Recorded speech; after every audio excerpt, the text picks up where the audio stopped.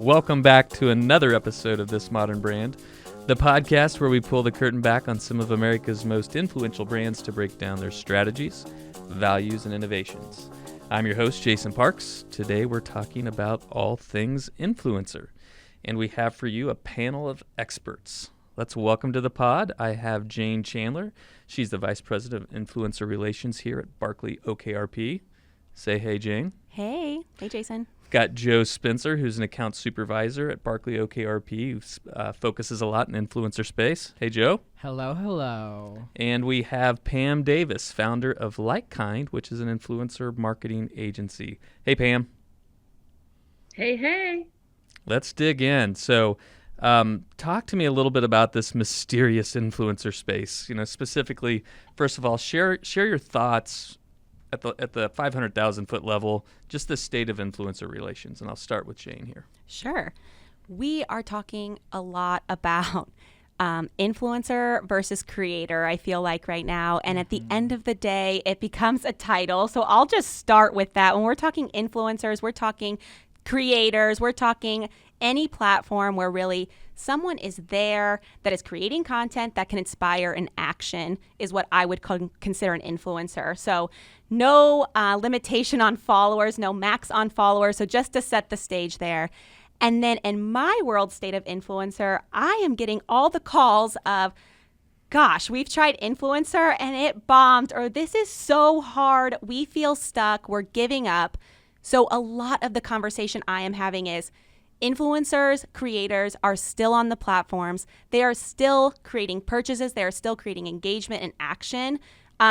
Just because it is becoming more of a business and requiring more strategic thinking, that should allow for more creativity and excitement. It shouldn't scare you. If you're scared, though, you know, that's why we're here today. That's why Pam is here. That's why Joe and I are here every day. But don't be scared, be inspired. Yeah, no, it's a very interesting time in the influencer space. Like you said, anyone who's an influencer, that we say influencer creators, talking about Redditors, YouTubers, podcasters, everyone in those spaces, it's always great. I find it very interesting right now in the sphere of influence. Right now I see a kind of a divergent path in the woods, and it's people who are going more towards entertainment value creator and people who are going more towards that TikTok shop, yes, the more like so buying true. and selling things. Yes. And so I think we're starting to see that kind of get more split down the road, and I'm interested to see where it goes, if it comes back, because there are people who are still definitely towing the line between the two, as opposed to these people who are just selling stuff on TikTok shop to get that little bit of ching. Work in the platform versus work in the community, maybe. Yeah. Go in the community, work in the platform. That's a really good point. Pam, yeah, and I too see everything in my feed. It's all about entertaining people versus selling products. It's people want to be entertained at this point. So if you can entertain them and sell a product or promote a brand at the same time, that's the winning combination. It's like, I think we're all pretty sick of like, oh, great, here comes another story. They're trying to sell a toothbrush to me. I don't think I'm going to click on the link. I'm going to pass through. If you can entertain, I think you have a much higher probability of selling the products and hitting those brand goals for sure.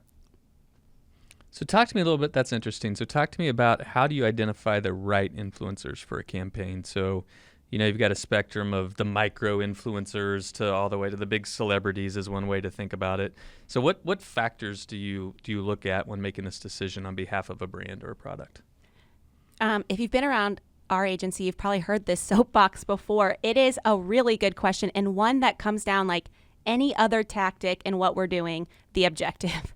So I think we can really boil it down, not to oversimplify it, but down to a content versus an awareness objective. And then what are you looking for? What are your goals of the work? We're not, this is a strategic place to play, and we're utilizing influencers at times as a production studio or as a media channel to reach the audience, as a third-party endorsement channel like a PR channel. So it's combining all of those and then deciding based on the objective of what you're trying to accomplish as your brand, who that person is. Some of it could be based on, of course, then budget or anything else. But are we looking, to Joe's point, to sell something, or are we looking to educate with what Pam was mentioning, because those are two different creators. One other thing then we bring to the table that I always want to make sure we bring up is data. So as much as there's the creativity and making sure we're taking a really creator first approach, I'm sure we'll talk about that more today.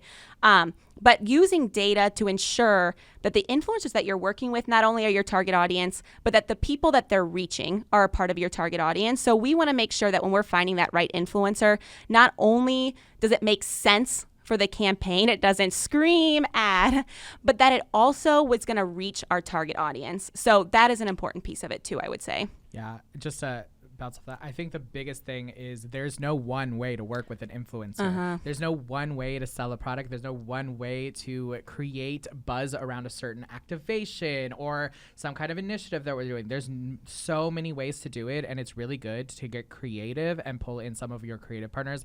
I know that I work on accounts from varying degrees of integration across the agency, and so there are certain times where I need to like pull in my social, I need to pull in my paid people and like kind of go and use our tools there and really build out the best possible way to work and move forward.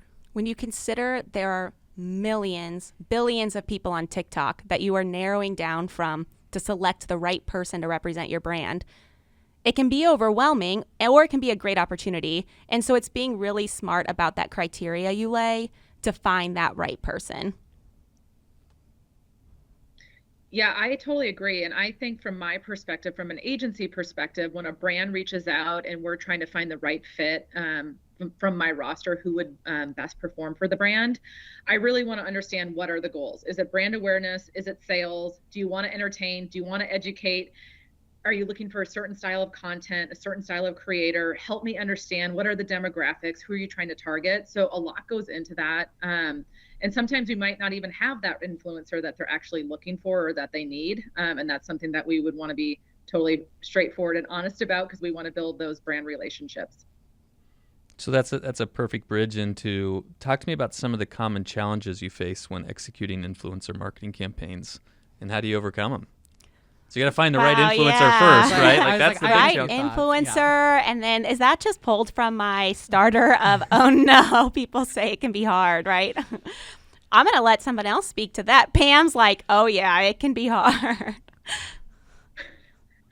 I think some of the common challenges are, everybody talks about the Instagram algorithm and, oh, the algorithm wasn't in my favor today and my views didn't hit, or my clicks didn't hit, or there's a variety of things. So we definitely see that as a challenge from our end when, a brand is focused on sales and we're not able to get there, and they've now paid the creator a certain amount of money because they are expecting a certain return. Other common challenges would be just creators not getting their content turned on time, and there's different things that will happen throughout a campaign that can be a challenge. But from my perspective, I think it's the challenges of making sure they're getting the eyeballs on their content and it's what the brand has paid for and what they're expecting. I think that's my biggest common challenge. Yeah, and I think from my perspective, one of my common challenges is just education, educating the clients, educating new creators, because there are some that pop off overnight and they've never done this before. And I have to kind of walk them through it and be like, okay, I'm going to send you a contract now. Next comes the brief, that kind of thing. But also on the client side, understanding that this is not a direct advertisement. This isn't a direct sales. This isn't going to go up on TV and get like OTV, OLV, what have you. This is content that people are wanting to see and react to from their favorite creators. And it's in our best interest to utilize their style, how they're doing things, how they would sell this product, how they would incorporate this product into it. Like I say, there are exceptions to every rule, but nothing viral ever came from a scripted brief, like at all. How do you balance that though? Because that's a good point. Like, so you've got the authentic way that the creator tells their stories, but you do have some brand things that you're obviously wanting to get across. So give me some examples how you try to balance that. Yeah, I think there are just obviously some concessions made. Like I said, there's exceptions to every rule, but I think it's really just helping the client understand why this is going, where this is going in the sense of the content and where it goes in, and honestly connecting those dots. Sometimes having that conversation between the influencer and the client and bringing them into one room is really helpful, because I can play middleman and really like get those back and forths going, but at the end of the day, I'm not going to be able to sell JoJo Siwa on JoJo Siwa. I mean, maybe I could now, but you could. I could definitely sell JoJo Siwa, but I could never sell JoJo Siwa the way JoJo Siwa sells herself. Totally. And I think it's really showing that and coming prepared with a lot of things. I know that for us, we make sure to like either go through a review, and like when we're going through influencers and criteria and all that, we have all of it linked down, and we're like, we would want them to do something like this, something in this vein, making sure that the client truly understands like what our vision is, why we chose this person, how we narrowed it down to here, and just walking them through it. But like I said, sometimes it's just getting them in a room together to help understand the story together.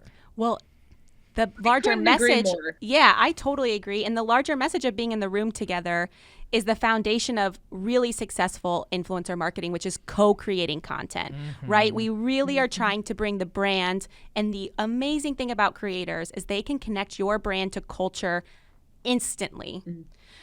And they are the experts at it. That's what's amazing, is that we're partnering with them. They are an expert at their channel. They are an expert with their audience. They consistently receive these high views. We know how hard that is. So it kind of goes back to the challenge, but it's also an inspirational challenge in some ways. But it is continuing to put co-creation at the forefront, I think, of every conversation. So we have creatives we are very lucky to have creatives on our team, and we work together to create what that brief is. And then we work together with the influencer to talk about what that looks like from both ends. It's never just the influencer creating, but it's also never us scripting for the influencer. It has to meet in the middle. You've all been in this space for a while, right? So a little bit. So two-part question for each of you, and I'm going to start with you, Pam. What is the most the proudest moment you've had? It can be an example in the space. And what's the biggest mistake, or the biggest mistake that you've run into in your career in influencer marketing? Oh, I love this question. I think one of the proudest moments would be landing a dream partnership for one of my top talent after I have been reaching out to the brand, and she's been doing organic content for them, and we've been trying to like wave our red flag, like, hey, we're over here, we really want to partner with you, we're doing all of these different things. And to land the dream partnership, I definitely think that was a super, super proud moment. I also think owning my own agency for 3 years, and every single day is different and wild, and you never know what's coming at you. And so I'm also super proud of that. I think one of those moments where it's like, oh my gosh, I feel so horrified, is when, one of my talent managers makes a mistake and doesn't read an exclusivity clause or something like that. And then we've got a little bit of an issue with 2 different brands. And that actually happened between Jane and I. And so we had to hop on a call and talk it through. And so I would say for the most part, there's a lot of wins overall, and this is like an incredible industry to be in, but there is never a dull moment, and that's, I think, what I like best about this. I think that's why we all like it, right? And she's totally right, but that's why Pam and I have a great working relationship now after those 11 p.m. phone calls for a few nights, helping us out. And we have more respect, I think, than ever as a working teams now, and we work with more of your creators because of that. Influencer marketing is not easy, and at the center of it is humans. So any mistake even that we're talking about is an awesome learning opportunity for the next thing, as we were building our influencer plane as the entire industry was also building it. So, and the same with your business. So I want to keep hearing the stories. I'm so sorry to interrupt, but I do think it's really interesting to hear how it continues to evolve what we're working on too. So what's your story? Oh gosh. Proudest and biggest mistake, well, or Joe's, blunder, or I do have a pretty big gap that Joe had to solve on my maternity leave when, same vibe, Pam, I did not complete a contract very well, and I can't say the name, sorry, because it's a big name. And I forgot about it. It was in front of like our big campaign coming that summer, and it was like a few days before, and wouldn't you know, the contract's not done. he has a new agent. He or she, he has a new agent, and they don't agree with anything anymore. And I'm like, I have a 2-day-old. Bye. I'm so sorry. Yeah, we were like in big mistake. 23rd rounds of revisions on that contract, certain wording here and there, just trying to. And then at one point they thought that they were executing the contract, and we were like, no, we're executing the contract. It was a whole fun thing, but I forgot about that one. That was a good one. That wasn't even mine. Oh, that's okay. I would say good other lessons are fun things like if you work with creators in Vegas who like to go out, make sure their content is up before 11 p.m. because you will be on the phone at 4 a.m. working on getting that TikTok video up and fixed. The hours are just different depending on where you are. So that was a mistake I learned just for my own personal sanity as well. And then proud moment. I love when we get months later after we've seen that piece of paper and we just, oh my gosh, how are we ever going to do this? It is not possible. And we've just completed one of those projects with a large amount of influencers making a ton of content, very, very hands-on, very specific, very sales targeted. And it's come together, and we actually blew the results and the goals out of the water when we really at first thought, like, oh my gosh, what have we gotten ourselves into? So I love those moments of triumph, and you have to like pause and hold them. Otherwise, they will quickly slip away, and then you're on to the next thing. So it's those little moments of, oh my gosh, we did it, that are my favorite, and that have you come in every day to do the next one. Yeah, no. I would say my biggest mistake was earlier on in my career, before we really knew anything about like influencer land or anything. Now, knowing what I know now, luckily nothing bad really came of this, but I used to work at a luxury travel agency or travel publicity agency, and we would just give people trips for free with no contract in place, no dollar amount in place. We would send them a fact sheet and a dream and just let them go. And it was... I don't know. Like I said, we were very lucky that nothing poorly came out of it, but it was a lot of me going back to the influencers and being like, hey, you spelled Kaanapali Beach wrong. You need to go back and fix it. Hey, you didn't put this in here. You need to go back and fix that, because we didn't have a contract in place, because we didn't have a brief in place. We had nothing. Like I said, just sent them on a trip with a dream and a fact sheet and said, had fun. And your own dream. Yeah. That they would post. But they did. I mean, it was stories throughout the whole thing. Look it at was that. great. I mean, it was nice being able to leverage a luxury vacation as payment, but that'll do it. But my proudest moment would probably be last year for a certain activation. The client definitely wanted to make sure that our group of influencers was diverse, and making sure, and I'd say this for all influencer work, you want to make sure that there is a good amount of diversity, but with the caveat of never tokenizing people and never like really putting that in, because we do see that with, the Pepsi ads and all that fun stuff. But my proudest moment was really going into an event and hosting it and having these beautiful creators go live and all this stuff. And then having the host of the event basically be like, this is so amazing. This is great. I haven't seen an event put on like this before, and this is the standard of how these should go.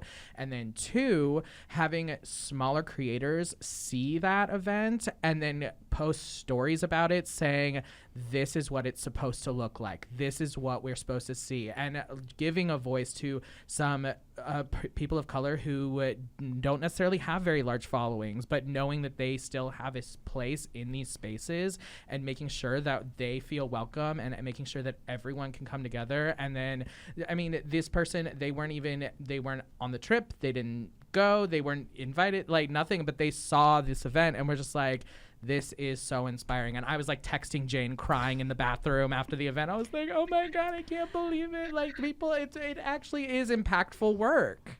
I remember that. I can't believe I forgot to say it myself. I would have stolen it, but it was your work, so I'm glad you said it. And I also was pretty teared up at Target. I remember core memory when you were sending that and the trip was going, and it's really, I mean, it's something that we do really pride ourselves on, is making sure. There. And I was going to say, and Pam was on this trip, actually, if she knows what we're talking about, maybe. Yeah. Well, speaking of impactful work. Go ahead, Pam. Oh, I was just going to say, yes. I mean, what they put together was absolutely incredible. And I got to be on that trip and experience it firsthand. So what Barkley does is pretty amazing, I have to say. Also, thanks, Pam. props to Pam as a manager. Seriously. She's the only one who somebody was like, can I bring my manager? Only one invited. Please. Only one who invited. Oh, you were the only person an influencer invited their manager for. That's And how you know Pam is cool. Yeah. We were like, sure, great, bring her. And now here we are. From cool, Yeah, here we are. Cool. from cool to hardcore ROI. How do you measure the effectiveness of influencer marketing campaigns? Good question. Who wants to take that? Sorry. I mean, I guess I can start. Sure.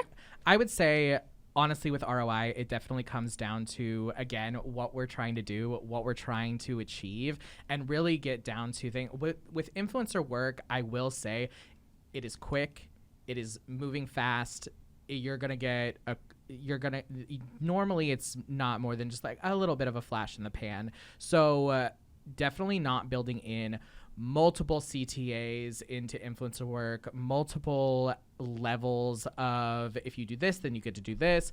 Not having, okay, well, we need to go to this microsite in order to do this. We're really garnering in on one key ROI deliverable and how we think that'll be. That could be a promo code, that could be just a UTM, that could be something as simple as just impressions, like how many people saw it. Is awareness your goal? Then that is a good ROI. If you have 1 million impressions, that's a good ROI.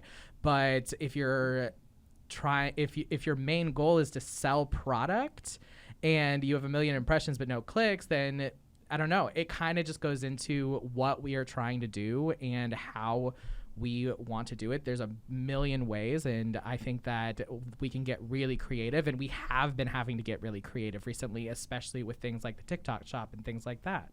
I agree. And just like any other tactic, we're trying to show the other value to influencer besides those media metrics you might see on a slide, like impressions or engagements. We definitely want to report on that, and that's incredibly important, and it shows the success of that specific video.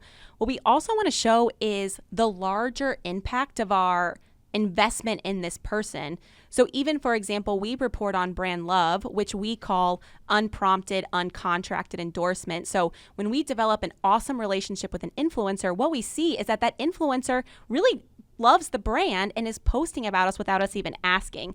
So we find on our accounts, by really investing in the relationship and building that co-create mindset and a process that works for both parties, we get more content than we ever even ask for. And in fact, in a lot of our clients that really allow those long-term relationships and that allow us that space to create, we see that we get double the deliverables for the same price that we came in at. So we see brand love coming and regularly. So that is where, we can check the box on objectives all day, but we're also trying to show that value of that third-party endorsement. Mm-hmm. And I think it's really important what you touched on there is that long-term partnership. Those definitely are proving very beneficial. And I like to liken influencer work to more of a long-term relationship, long-term dating, as opposed to more advertising, where that's more of a one-night stand. You put your money in, you get your impressions out, and that's the end of it all. But with influencers, you kind of like get them going a little. You got to kind of have them just stroke their ego a little, but definitely building that relationship and forming that bond that can get to where you can ask the client, be like, hey, can we send this influencer these surprise and delight kits for whatever? Or if we're working on some other thing and they're like, hey, we have extras of these, could we send these to our influencers? And like finding those moments of where we can really build that together. Hey, Pam, I need you to get out your crystal ball and tell me, how do you foresee influencer marketing evolving in the future? I think it's just going to continue to go up. I don't know what other form of marketing is going to come in, and with AI and everything like that, it is kind of hard with my crystal ball to see super clearly, but it's the new way of the world. I mean, I don't know how else we're going to market to people so directly and be able to look at their demographics and go, okay, I'm looking for women 24 to 32 and really hone in and find those influencers that align with those demographics. I see a lot more creators coming onto the scene, and I see basically every single brand out there figuring out some type of influencer marketing strategy in order to survive and grow their businesses. That's what I'm seeing in the future. Well, it's interesting that you bring that up, because a lot of kids nowadays, people say, what do you want to be when you grow up? And they say, I want to be an influencer. And you're just like, they do. And it's I hear it, I see it, and you can see some of these teenagers just trying. It's funny because there's this one person who asked me, just a stranger asked me for advice, and they were like, could you tell me? And I was like, well, don't say aspiring influencer in your bio. First things first. Otherwise, though, we're all just jealous. Joe, Jane, Pam, thanks so much for the conversation today. It was absolutely eye-opening, fantastic conversation. And that's going to wrap up this episode of This Modern Brand, a podcast by BarkleyOKRP. We hope you enjoyed it. If you did, leave us a review on Apple Podcasts, Spotify, or Amazon Music. For more stories and insights on how to build brands people love, visit us at BarkleyOKRP.com. I'm Jason Parks. Thanks for listening.